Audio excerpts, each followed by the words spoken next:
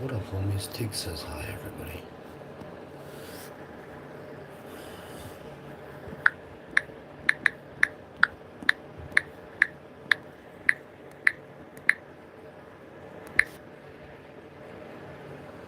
Good morning. Welcome to the show. On today's episode, we are reviewing the lentil soup I had last night. Holy crow. It doesn't smell very good the next day, I'll tell you that.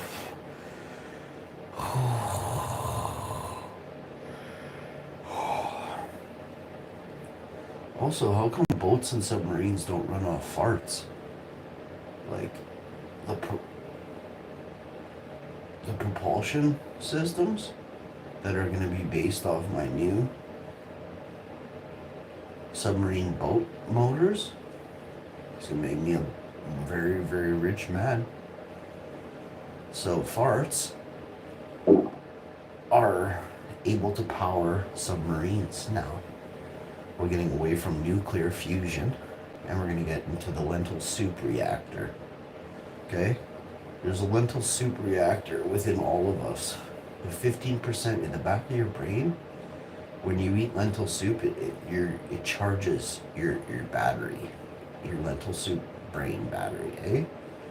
And then from there, you just power your boat. You know, you can power your boat, you can hook up and power your sub. You know, you might need 3 or 4 really good eaters. Just chow down on a few pots of lentil soup. You guys can go across the Atlantic Ocean in an hour, maybe 4 hours, depending on propulsionary system events, you know? I want to thank everyone for tuning in. I came up with this morning. A propulsion system based off VOCs, volatile organic compounds. It's never been thought of before. I am the first. Well, my cat had the idea.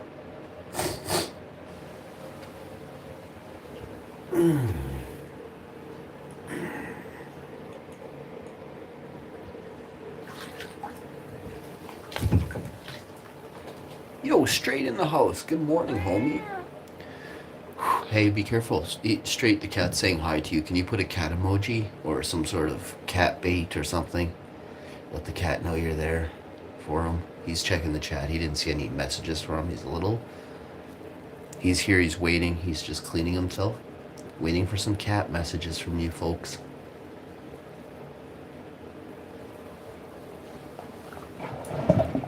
If you can see how cute he looks. He has his little head. Oh my, Tiggy, look, a little fish. Oh my, Tiggs, don't, oh, straight, I can't even explain to you. He almost jumped in the tub, bro. Oh, bro, I'm not even playing with you, I swear on Emma. He put his paw on the phone, he looked at the screen, he saw the blue fish, and he thought it was in the water. He's like, fish swim. I swear, bro, if he would have jumped in, I'd be dead right now. Because this cat hates water.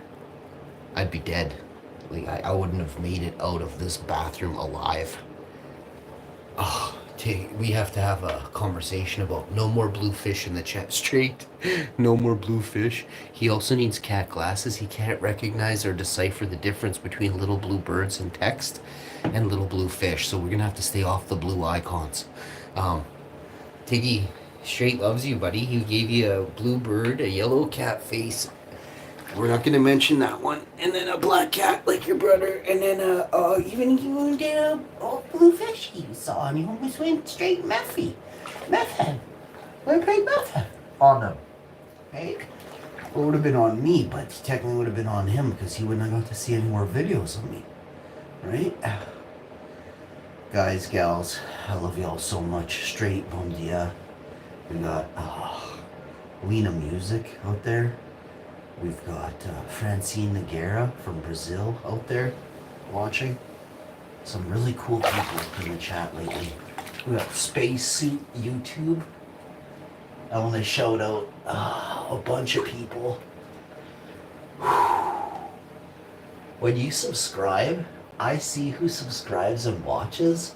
When you don't subscribe, I still see who watches. It just shows you're not as subscribed, right? So I want to see the commenters in the chat from the videos that are being made, right? When you join a stream, make sure you drop a comment so I can check who's watching, right? I'm trying to do some sort of analytic that allows me to see real-time analytics. And without your comments, it doesn't help me understand who's watching as much and also what parts of the world you're from. There's something I'm trying to do here. It's way different than everybody else. I'm not here to become a millionaire or a famous person. I'm actually here to spread joy, love, happiness, and out of that, you'll collect some really valuable information along the ride, eh?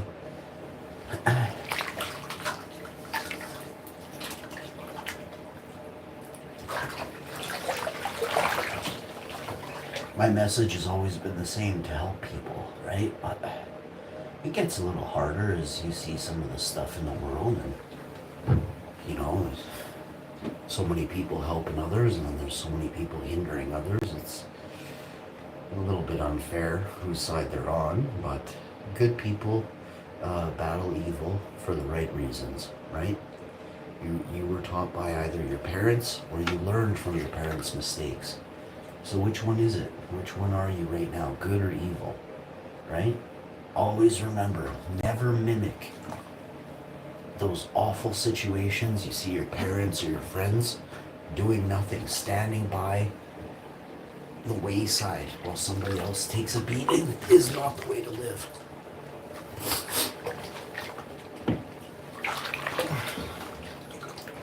But there's something called an emotional beating, right?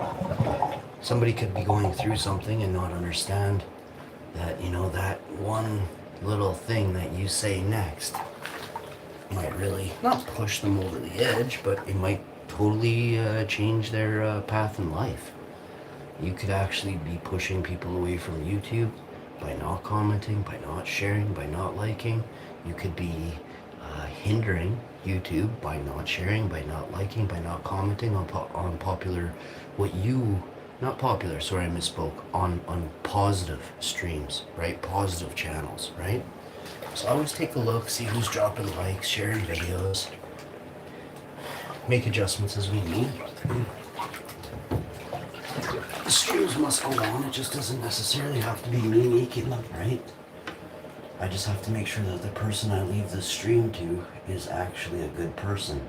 I'm not gonna sit there and monitor and be like, oh, that's not what Wow Info would say.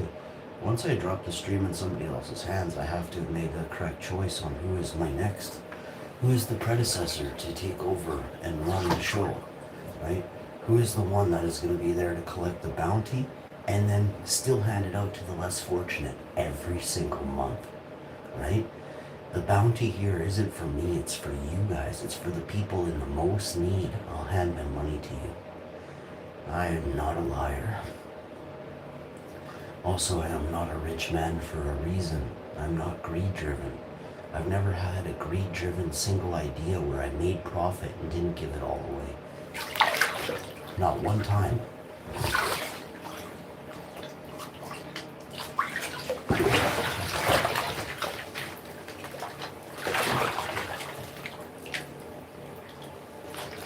I don't sit and sell overpriced t-shirts or, you know, fake beans or none of this stuff to anybody. Never have. I've never used you guys as a tool to profit. I'm not a greed-driven person. That's something all of you should highly respect in me. Because look around. Look around each day as somebody thinks about money. Yes, of course, I worry about money. I have a house. I have a car. We have things we have to make payments on, right? So,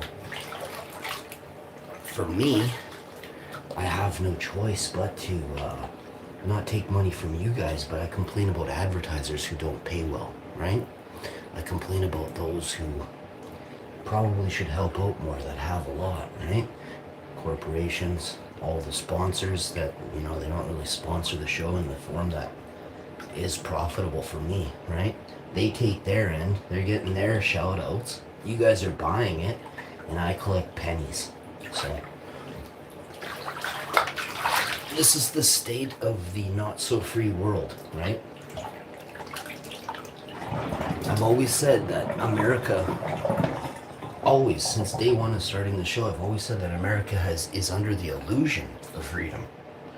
I've always said the great state of Ohio, Michigan, New York, it doesn't matter which state, there's something going on there when you look around, right? Chicago, come on. Look at the bill that I read New York was enacting about 4 or 5 months ago off my Instagram.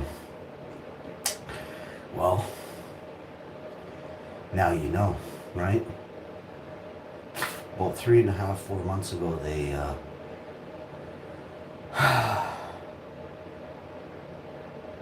look, they have to put the legislation in place before they go ahead and start up the next scam. So I just want you to understand, first they need rules that apply to you, and they have to be what's called on the books before they can lead into their next plays. They saw the fear that was in New York, eh? They saw people scattering, leaving, running, heading for the hills in New York. So,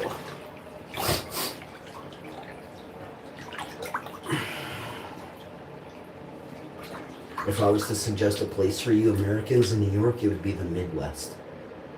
The Midwest. You'll live if you go there. But the rest of the states is about to be underwater. The entire east coast of USA, well, basically the east coast of North America, will be completely underwater.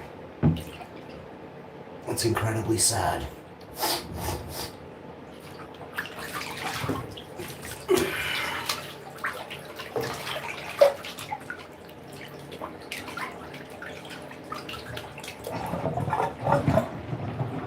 California will fall into the ocean, be swallowed whole.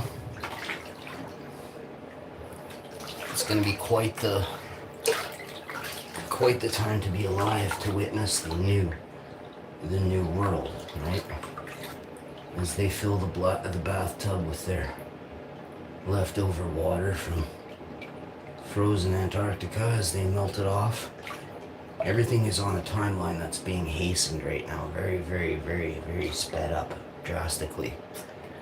But unless you know how to,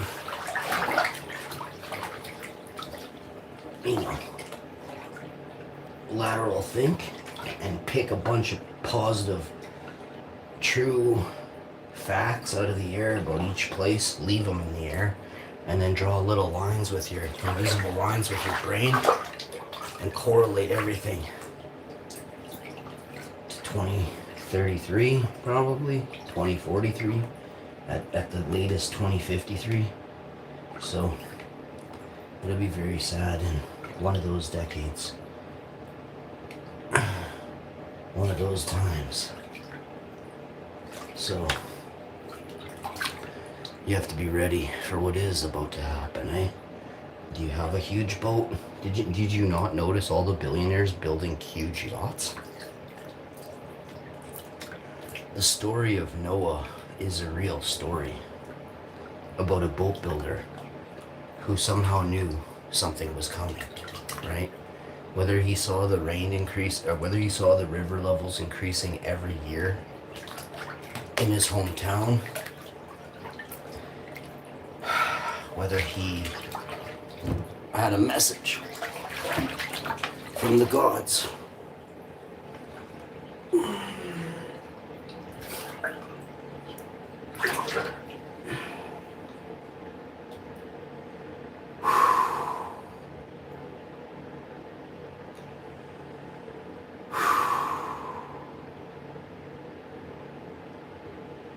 I just love to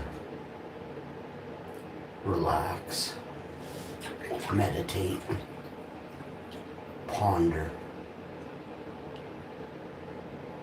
in absolute silence.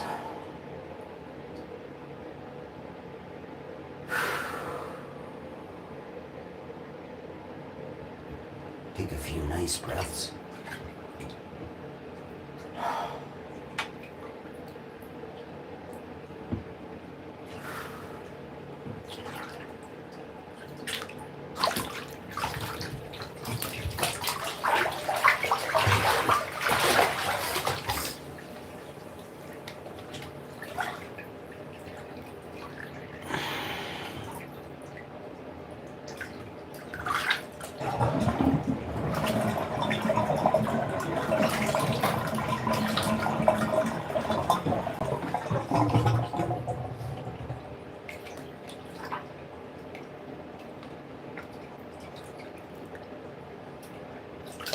I love Christmas so much. Didn't put up the tree yet this year.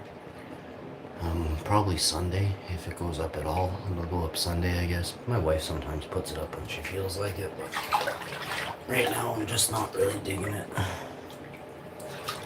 My back is sore. I got things to clean. A little bit of painting to do, a couple touch-ups here and there. I'm gonna wipe down the baseboards. Wash all the door handles and light switches and wipe the windows, window frames, window sills. When it's so mild, I love to clean during the winter, because right away for a couple, like 60 days, it's gonna be a lot harder to in certain areas, so you'll want to do it a lot less with the other stuff that you got compiled from what winter brings, Winnipeggers. Boatloads of snow shoveling and whatnot.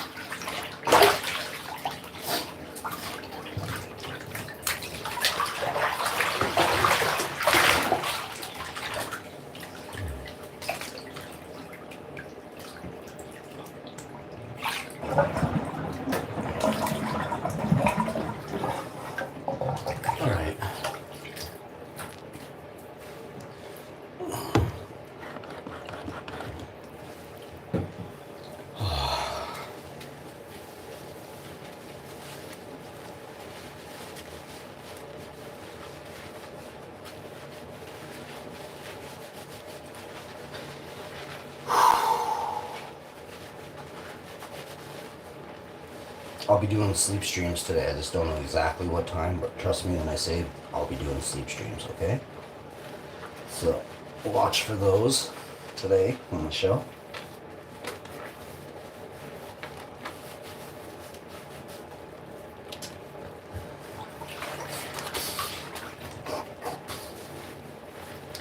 So Christmas falls on like a Tuesday or a Wednesday this year. If it's the 16th and Saturday, 23rd would be Saturday. Sundays, so Monday is Christmas. Huh? 23rd is Saturday.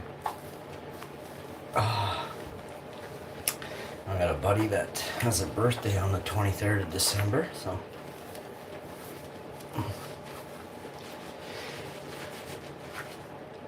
Maybe we'll, if I don't know exactly what's going on, I don't really. I never try and, I just see what he's up to.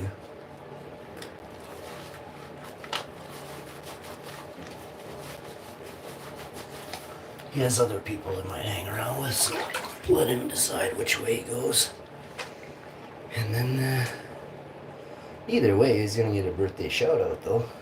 I love him big time. But yeah. Next Saturday.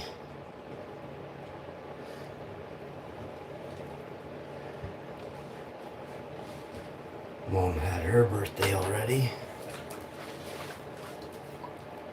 My Amma and my Ava were born in December as well. I believe my Amma might have passed. I'm not actually sure. I can't even remember nothing anymore. I think she passed in September, maybe. Or September, October, I don't know, it may have been August or September, October. I remember it wasn't that nice, but it was definitely still warmer. As I had my runners on when I was running. I was running home. I ran like 2 miles as fast as I could.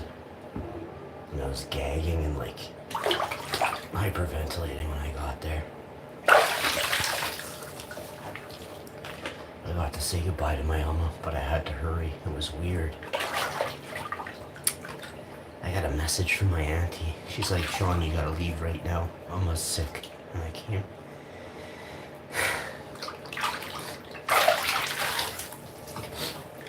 I never ran so fast in my life, and I was just crying, sobbing and crying.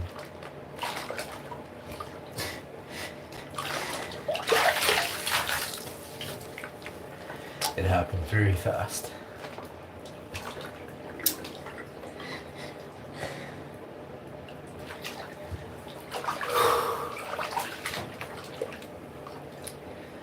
I actually saw my Alma take her last breath.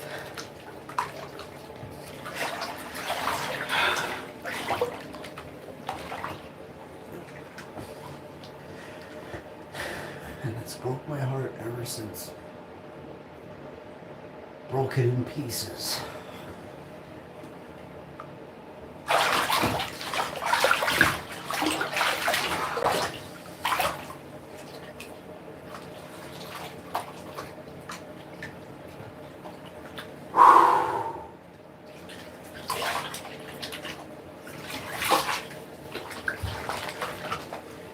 When I got there, I could hardly get into the bedroom. There were so many people in the bedroom. My mom had a really big bedroom. It was like a lineup down the hallway, and I was just pushing through people. I didn't even check faces or anything. I was just bumping and grinding, and pushing and moving. I was out of my way. Get going. Out of my way.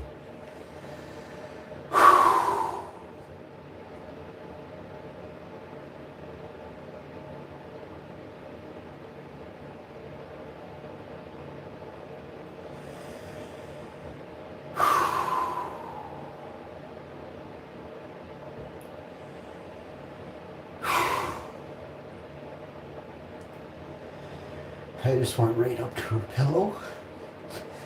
I looked right at her and I whispered and I held her. I said, I love you, Alma.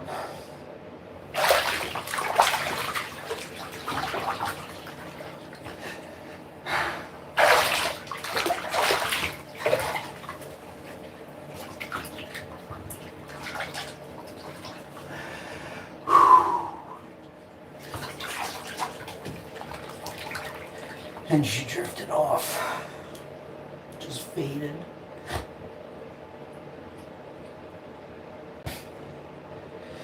Her batteries ran out. It was very upsetting. I was so sick to my stomach for weeks. For days and days, I hardly ate anything.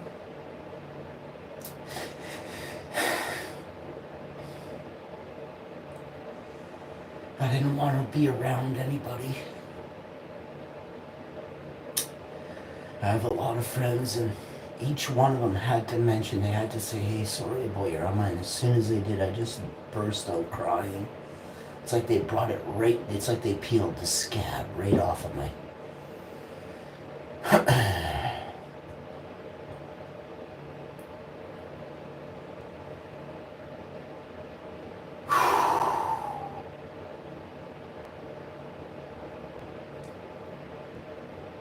Having a big heart really, really sucks. Like, really sucks.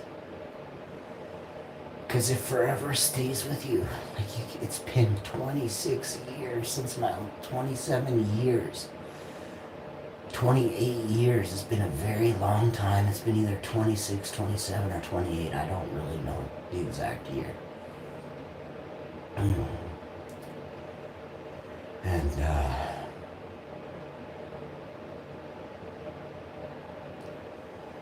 changed my life forever. First meeting my Alma, you know, spending time with my Alma. Brightened my horizons and changed my life forever. But then when she passed, you know,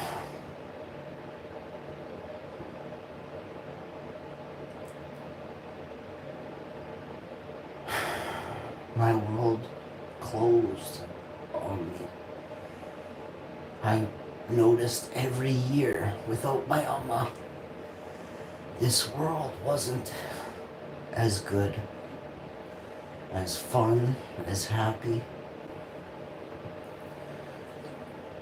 I noticed it around Christmas time. Mom and Ava were not rich. They weren't poor, they worked at their own jobs. Plus Mama had a business, Mava had a business. And they had side hustles as well. Doesn't matter what they did, they had great livelihood. But they worked, every single day they were working. My Ava worked minimum, 12-hour days, 5-6 days a week. Plus, he was half of my Amma's business. He did a lot to help my Amma grow her business.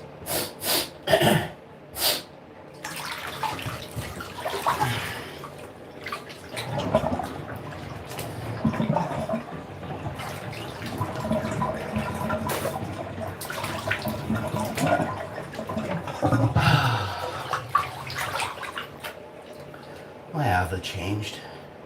He was heartbroken. Lost the love of his life that he probably had for, I don't even really know, probably 50 years. They were married, so it's very sad. I watched him, live in heartache.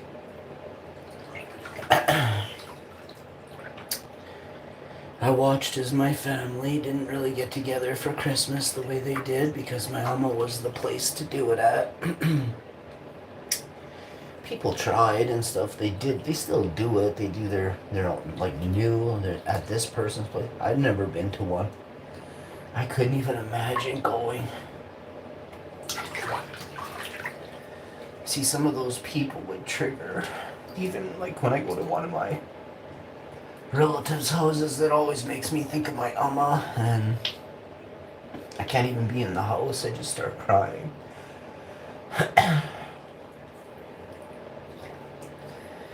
I just miss her so much this time of year.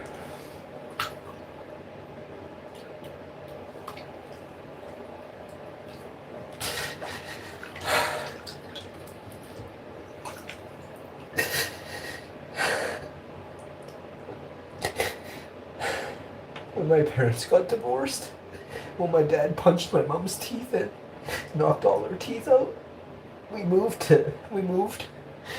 and I was about 4 or so in 1984.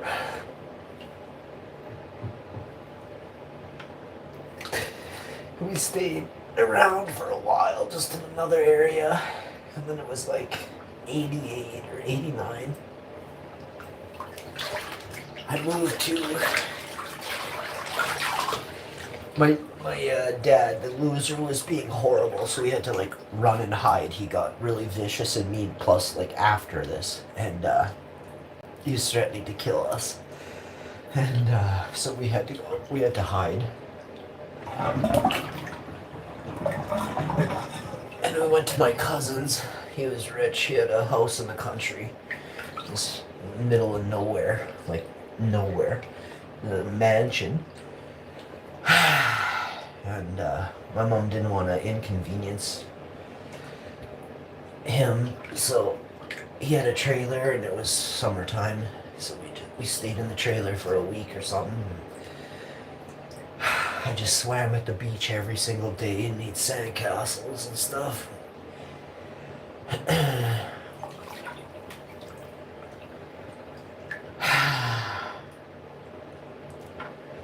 And then my Amma said, "Come live with us. You guys have to get out of there, and you're gonna have to come live with us. We'll protect you." My uncles went and told my dad if he ever came around us, we'll do the unthinkable to you type of thing. It was the only thing you could do back then. My dad went to jail and got out, and he wanted to come after us. And so they went and had a talk with him. Hopefully it was I don't really know the truth, all of it. Hopefully they beat him up. I don't know for sure, but I hope they beat him up pretty bad. And then my mama said, come live with us. So we went and lived with my mom and Ava.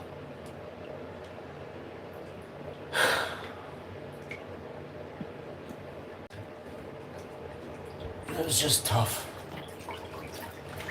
Just a tough time in the 80s for a woman with kids.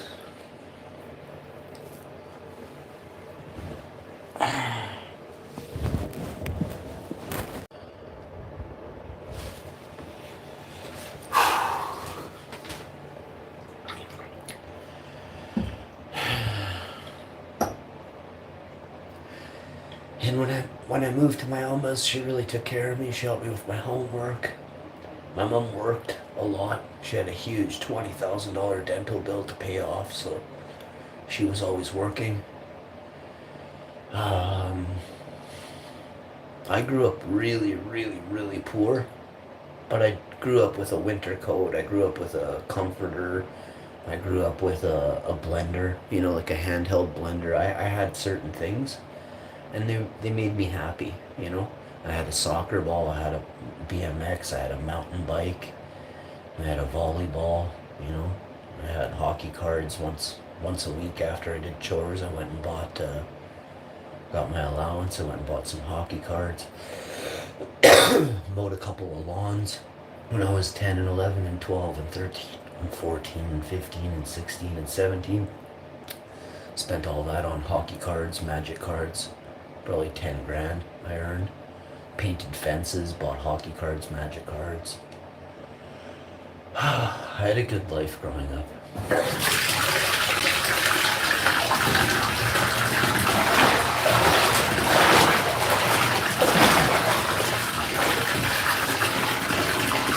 And make the best of what we do have.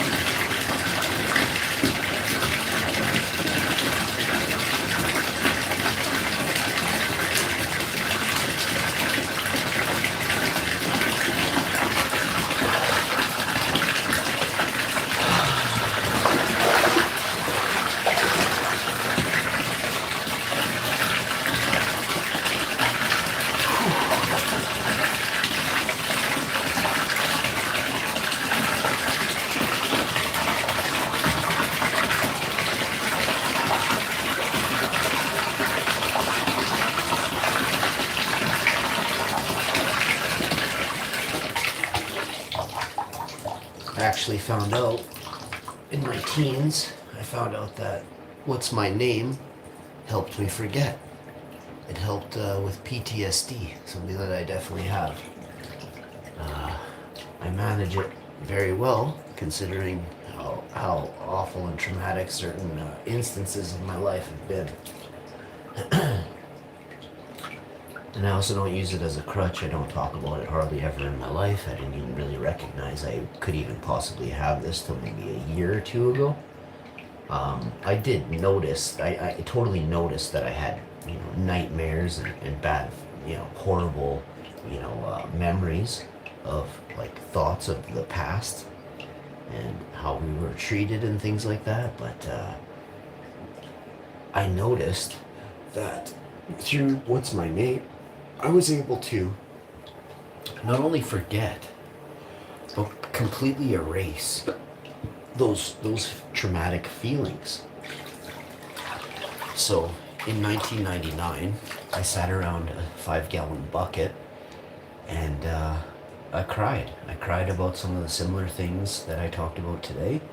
And my Alma was super fresh, so she's been a huge proponent of who I am and my life and leading up to making me. Really, she created the good man that is inside of me, right? Of course, my mom did as well, but my ama made my mom, right? So everything stems from ama, and to have that type of pillar, a building block like that, I'll never forget, never, and always cherish. And Tiggs, wait, Tiggs, what are you doing, bud?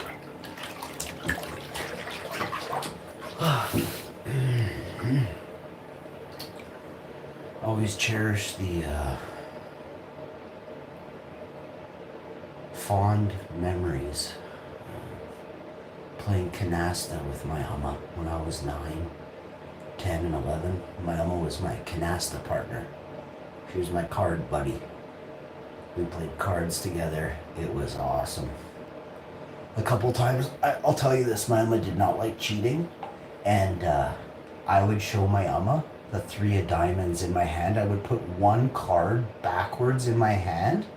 When I recognized my uncle was cheating, my ama didn't like that. It was my ama's sister's husband, so her brother-in-law, and she didn't really care for him, like, at all. And he was very loud, and he always pounded the table when he lost. He was a real sore loser, and he swore so bad when he lost. And my auntie, my ama's sister, she was so nice. I don't even think one time she ever swore. So seeing my auntie and my ama around a dude that swears like that, my ava would swear a little bit, but he knew that, like, my ama didn't like swearing, so he wouldn't swear. But man, a couple times he was mad.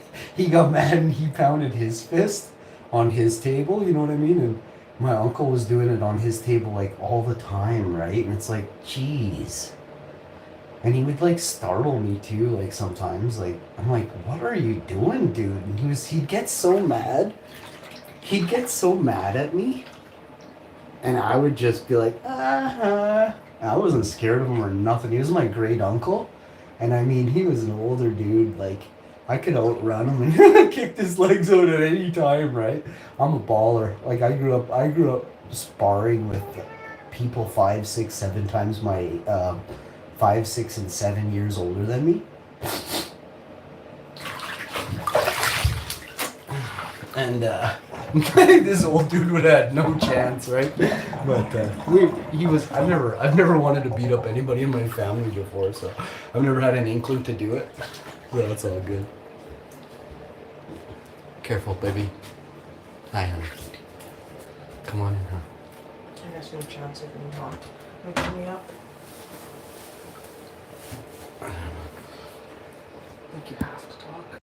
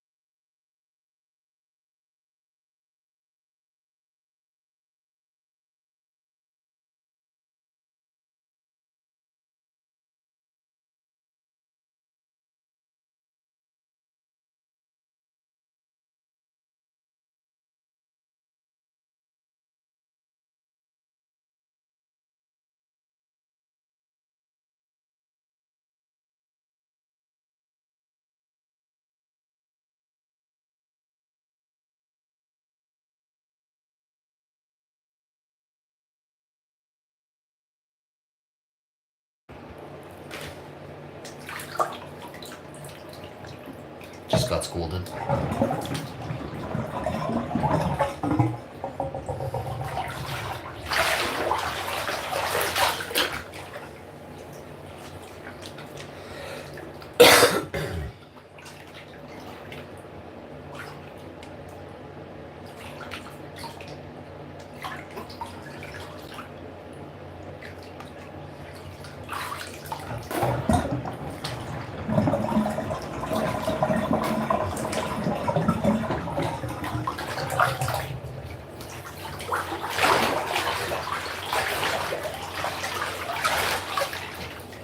Alright, that's gonna do it for this one. Thank you so much for tuning in. I'm not sure what's going on with YouTube. You know, I find that my videos aren't getting recommended by YouTube. And I don't understand how that's even a thing, you know? If it's reliant on like buttons, I mean, there's people on YouTube that just go around paying people to give them likes.